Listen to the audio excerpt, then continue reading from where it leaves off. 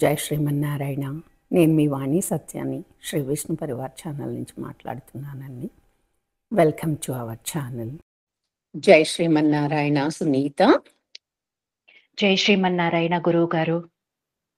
అమ్మ, ఈరోజు ఆదిత్య హృదయంలోని 28, 29, 30, 31 ఈ లాస్ట్ 4 శ్లోకాలు చూద్దాము. ఏతచ్ఛ్రుత్వా మహాతేజ నష్టశోకో భవత్తదా ధారయామాస సుప్రీతో రాఘవః ప్రయతాత్మవాన్. ఏతచ్ఛ్రుత్వా మహాతేజ నష్టశోకో భవత్తదా ధారయామాస సుప్రీతో రాఘవః ప్రయతాత్మవాన్. పదాలు చూద్దామమ్మా. ఏతచ్ఛ్రుత్వా, చా కింద ఛ మహాప్రాణం ఉంది, రకారం ఉందమ్మా. తర్వాత తా దీర్ఘాక్షరం, వకారం రెండు కూడా సంయుక్తాక్షరాలు. కొంచెం గట్టిగా ఒత్తి పలకాలి. ఏతచ్ఛ్రుత్వా మహాతేజ నష్ట, షా కిందట, శోకోభ, భ మహాప్రాణం, వత్తదా ధారయామాస, ధా మహాప్రాణం, సుప్రీతో పా కింద రకారం, రాఘవః ఘ మహాప్రాణము, వాతరథు విసర్గలు ఉన్నాయి, ఎఫ్ సౌండ్ వస్తుంది. రాఘవః ప్రయతాత్మవాన్ పా కింద రకారం, ప్రయతాత్మవాన్ రెండో తా కింద మకారం ఉందమ్మా, సంయుక్తాక్షరం.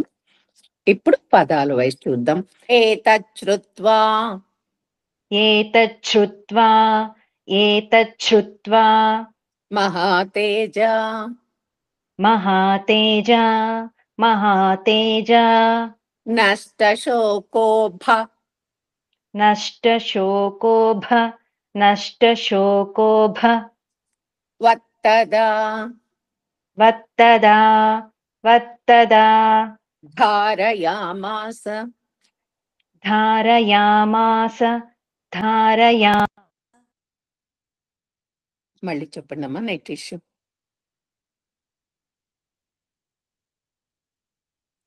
ధారయామాస సుప్రీతో, సుప్రీతో, సుప్రీతో రాఘవః, రాఘవః, రాఘవః ప్రయతాత్మవాన్, ప్రయతాత్మవాన్, ప్రయతాత్మవాన్. ఆఫ్లైన్. ఏతచ్ఛ్రుత్వా మహాతేజ, ఏతచ్ఛ్రుత్వా మహాతేజ నష్టశోకో భవత్తదా నష్టశోకో భవత్తదా ధారయామాస సుప్రీతో ధారయామాస సుప్రీతో రాఘవః ప్రయతాత్మవాన్. రాఘవః ప్రయతాత్మవాన్. Line wise.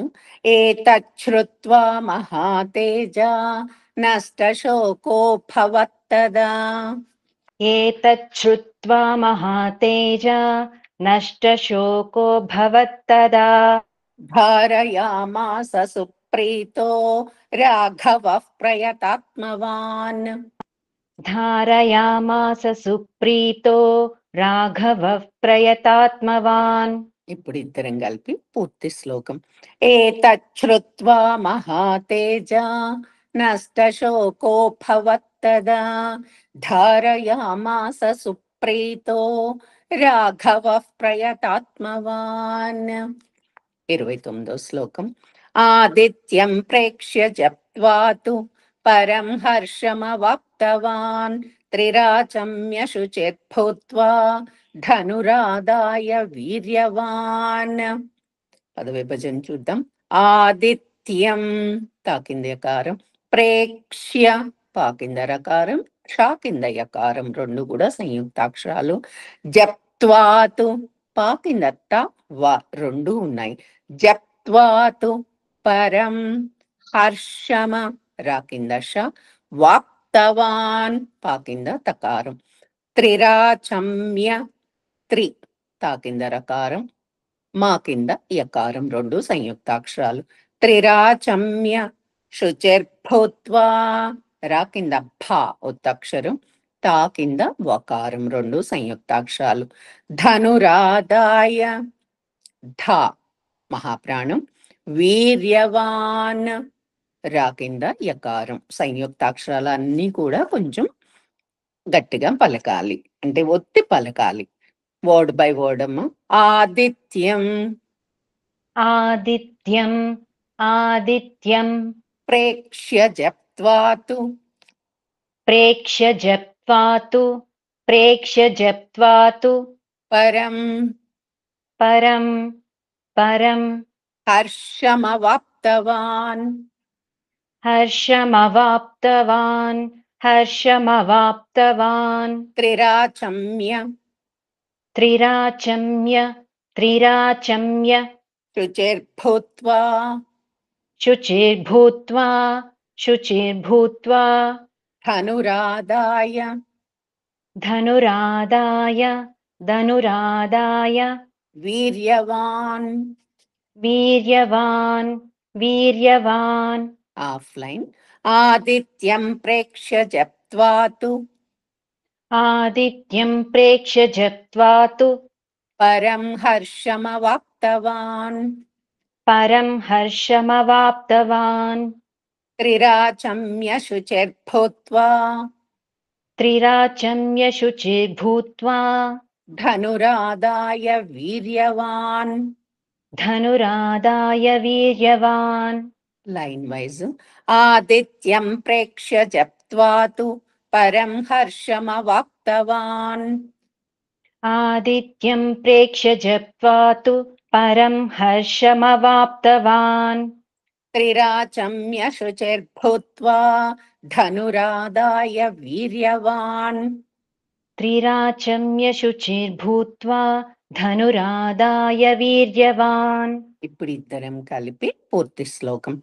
ఆదిత్యం ప్రేక్ష్య జప్త్వాతు, పరం హర్షమవాప్తవాన్. త్రిరాచమ్య శుచిర్భూత్వా, ధనురాదాయ వీర్యవాన్.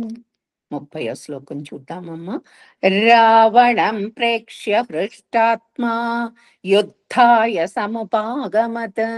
సర్వయత్నేన మహతా, వధే తస్య ధృతోభవత్. పదాలు చూద్దాం. రావణం ప్రేక్ష్య, పా కింద రకారం, క్షా కింద యకారం. హృష్టాత్మా, హృ తర్వాత షా కింద టా ఉంది, తర్వాత తా కింద మకారం, రెండు కూడా సంయుక్తాక్షరాలు. హృష్టాత్మా యుద్ధాయ, దా కింద ధ మహాప్రాణం ఉంది. సముపాగమత్, సర్వ రా కింద వకారం. యత్నేన, తా కిందన. మహత, తా దీర్ఘాక్షరం. వధే, ధా మహాప్రాణం. తస్య, సా కింద యకారం. ధృతో, ఢా మహాప్రాణం, దాని కింద వటుసుడు ఉంది. ధృతో భవత్, భ మహాప్రాణమమ్మ. రావణం, రావణం, రావణం. ప్రేక్ష్య, ప్రేక్ష్య, ప్రేక్ష్య. హృష్టాత్మా, హృష్టాత్మా, హృష్టాత్మా. యుద్ధాయ, యుద్ధాయ, యుద్ధాయ. సముపాగమత్, సముపాగమత్, సముపాగమత్. సర్వయత్నేన, సర్వయత్నేన, సర్వయత్నేన. మహతా, మహతా, మహతా. వధే, వధే, వధే. తస్య ధృతో, తస్య ధృతో, తస్య ధృతో. భవత్. భవత్, భవత్. ఆఫ్లైన్ చూద్దాం. రావణం ప్రేక్ష్య హృష్టాత్మా, రావణం ప్రేక్ష్య హృష్టాత్మా. యుద్ధాయ సముపాగమత్. యుద్ధాయ సముపాగమత్. సర్వయత్నేన మహతా, సర్వయత్నేన మహతా. వధే తస్య ధృతో భవత్. वधे तस्य धृतोऽभवत् फुल् लैन् रावणं प्रेक्ष्य हृष्टात्मा युद्धाय समुपागमत् रावणं प्रेक्ष्य हृष्टात्मा युद्धाय समुपागमत् सर्वयत्नेन महता वधे तस्य धृतोऽभवत् सर्वयत्नेन महता वधे तस्य धृतोऽभवत् फुल् श्लोकम् इतरं कल्पि रावणं प्रेक्ष्य हृष्टात्मा युद्धाय समुपागमत् सर्वयत्नेन महता वधे तस्य धृतोऽभवत् लास्ट् श्लोकं చూద్దామమ్మా अथ रविरवदन्निरीक्ष्य रामं मुदितमनाः परमं प्रहृष्यमाणः निशिचरपति संशयं विदित्वा सुरगणमध्यगतो वचस्त्वरेति పదవిభజన చూద్దామమ్మా అర్థ పొట్లో చుక్కుంది తార్థ మహాప్రాణం రవిర వదన్నిరీక్ష్య నా కింద నా ద్విత్వాక్షరం నిరీక్ష్య అగైన్ షా కింద యకారం ఉందమ్మా నిరీక్ష్య రామం ముదిత మనాఫ్ నా తర్వాత విసర్గలు ఉన్నాయి తర్వాత పరమం ఉంది కాబట్టి మనాఫ్ పరమం ప్రహృష్య పా కింద రకారం హా కింద వట్రసుడు ఉంది తర్వాత షా కింద యకారం ప్రహృష్య మాణః లాస్ట్ కు విసర్గలు హా వస్తుంది నిశిచరపతి సంక్షయం విదిత్వా తా కింద వకారం సురగణ మధ్యగతో ధా మహాప్రాణం దాని కింద యకారం ఉంది వచస్త్వ సా కింద తకారం వకారం రెండు అక్షరాలు ఉన్నాయి అది సంయుక్తాక్షరం వచస్త్వరేతి రే పైన పొల్లుందమ్మా పదాలు చూద్దాము అథ अथ अथ రవిరవదన్ रविरवदन् रविरवदन् నిరీక్ష్య రామం निरीक्ष्य रामं निरीक्ष्य रामं ముదితమనాఫ్ मुदितमनाः मुदितमनाः పరమం परमं परमं ప్రహృష్యమాణః प्रहृष्यमाणः प्रहृष्यमाणः నిశిచరపతి निशिचरपति निशिचरपति సంక్షయం संक्षयं संक्षयं విదిత్వా विदित्वा विदित्वा